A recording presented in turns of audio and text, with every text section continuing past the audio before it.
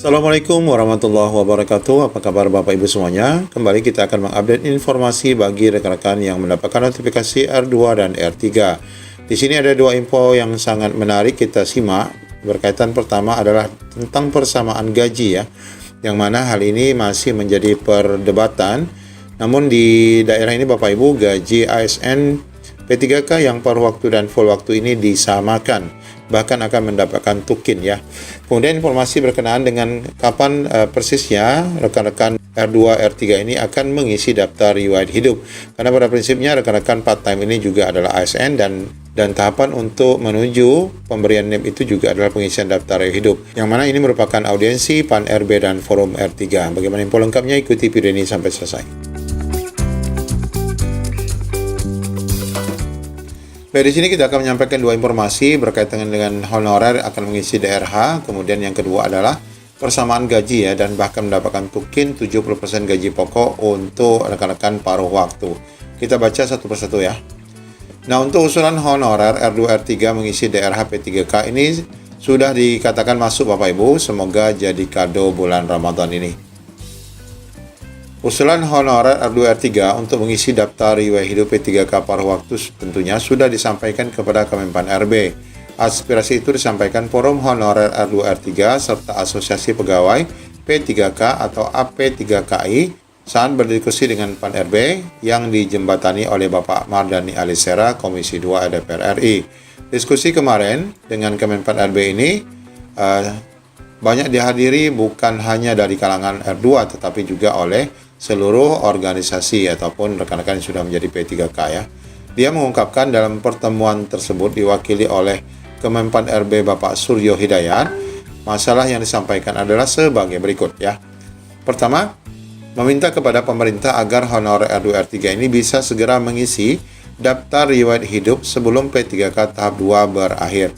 Nah, sebagaimana kita ketahui tahapan untuk tahap 2 ini masih nanti akan sampai bulan Juni-Juli. Dan bahkan mereka baru akan mengisi daftar hidup itu di bulan Juni. Nah, Bapak Ibu permintaannya agar rekan-rekan R2 R3 ini, walaupun sebenarnya optimalisasi itu dikatakan selesai tahap 2, ini permintaan ya, agar rekan-rekan ini didulukan ya untuk dapat mengisi daftar riwayat hidup.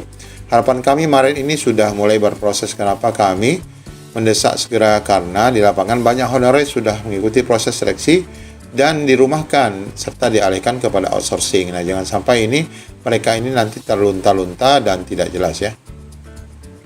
Tidak hanya itu, banyak honorer masuk usia kritis. Nurbaiti mencontohkan, Juni mendatang tidak sedikit yang sudah mencapai batas 58 tahun ya. Jika mereka tidak diberi kesempatan, maka selesailah proses seleksi P3K tahap 2, sudah pensiun. Mereka pasti tidak akan mengisi DRH apalagi dapat ini P3K. Ini benar sekali. Jadi rekan-rekan R2 R3 ini yang memang sudah usia lanjut harusnya memang diperhatikan. Kedua, informasinya bahwa Kemenpan RB diminta untuk mencarikan solusi bagi honorer yang tidak memenuhi syarat, baik itu yang tahap 1 maupun tahap 2. Yang tahap 1 sebenarnya sudah ada solusi ikut tahap 2. Nah, untuk tahap 2 memang sampai saat ini belum ada solusi bagi mereka yang TMS. Padahal Kemenpan RB dan mereka sudah mengimbau agar instansi tidak ada yang memberikan TMS ya pada tahap 2 karena supaya selesai semua. Tapi kalau masih ada TMS, kapan kira-kira akan diselesaikan? Nah, wacana 2025 tentu masih belum dapat kita berikan gambaran. Teman-teman yang TMS tahap 1 berharap bisa memenuhi syarat di tahap 2. Namun nyatanya di lapangan tetap masih banyak yang TMS.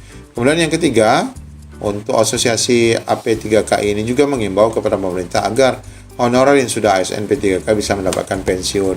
Nah, Bapak Ibu, aturan pensiun yang diterapkan dalam PP Manajemen ASN ini belum rilis ya. Jadi kita belum bisa melihat bagaimana mekanisme pensiun yang akan diberikan kepada ASN P3K. Walaupun kita dengar-dengar kabar burungnya bahwa dana pensiun itu akan diambil dari uang iur atau iuran ya dari tenaga P3K sendiri yang dikelola oleh Taspen. Sebab di lapangan banyak P3K yang sudah pensiun dan tidak mendapatkan apapun. Ini berkaitan dengan kebijakan. Jaminan kesehatan mereka bahkan langsung terputus. Ini real terjadi di lapangan. Nurbaiti mengaku lega karena semua aspirasi sudah disampaikan dan direspon baik oleh Kemenpan RB. Nah, ini kita menunggu tindak lanjutnya karena ini baru dari staf ya, bukan dari Ibu Rini ya. Kita berharap memang rekan-rekan segera mengisi DRH. untuk rekan-rekan R2 R3. Kemudian Bapak Ibu berkaitan dengan rekan-rekan yang paruh waktu ini di salah satu daerah ini tetap memberikan persamaan gaji, di mana bahkan tukin P3K paruh waktu juga diberikan 70% gaji. SK juga bisa jadi jaminan uang utang ya di bank, serta Bapak Ibu ini juga akan rencananya diberikan SK sampai pensiun, tapi tidak mungkin ya kalau sampai pensiun, itu pastinya P3 full time ya, bukan paruh waktu.